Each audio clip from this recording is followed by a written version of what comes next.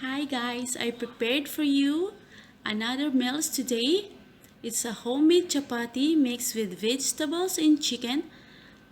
I know we have many Indian viewers, so it is especially for you guys. For our Indians view subscribers, guys, hope I can help you for this video and hope you will enjoy it. This is our ingredients. I put a lemongrass. It's up to you if you can put it or no. I have herbs, spring onions, onion, garlic, carrots, and bell pepper. I will put a mace of chicken or ground chicken if you like. Ground pepper, onion, basils, chili. Also for our bread, we have a flour and oil. I use olive oil.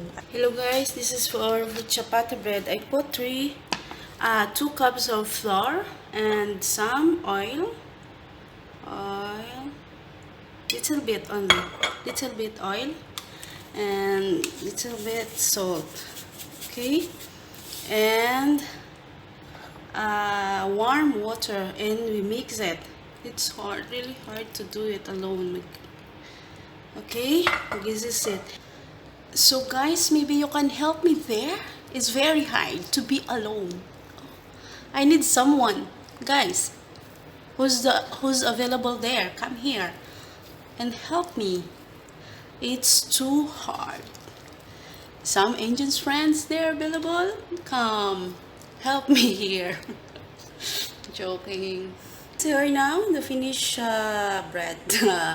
Finished bread. So we put it set aside and we cut all the ingredients. This is the time for cutting. So guys, after I make the cutting, yeah, it's done. Who start for cutting?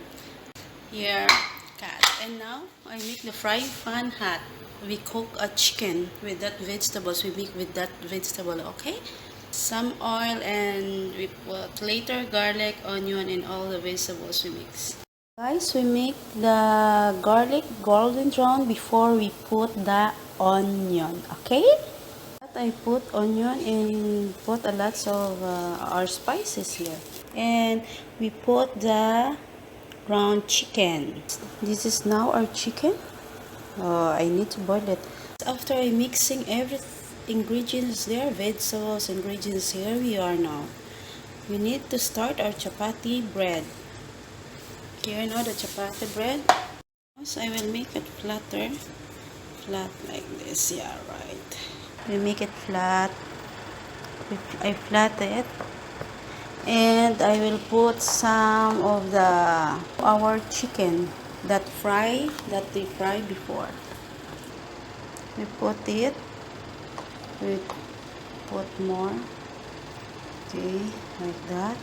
And we close it. Okay, we need to close it like that. After I close it all, the chapati, the bread, I will make a rolling pin to flat it. Okay, here my rolling pin, I will flat it. Flat it now. Okay, we can put just few of oil. We know that our frying pan is hot. We can put the chapati that already like that. Yeah. Okay. You can see like that. You can turn it back. Okay, you can turn it. Okay guys, here now our finished chapati bread. So guys, we try now.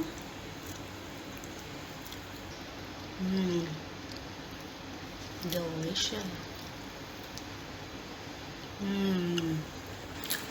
Hope you will try also guys. Nice. Love you all guys. Stay safe always. And for our Filipinos, mabuhay po tayong lahat.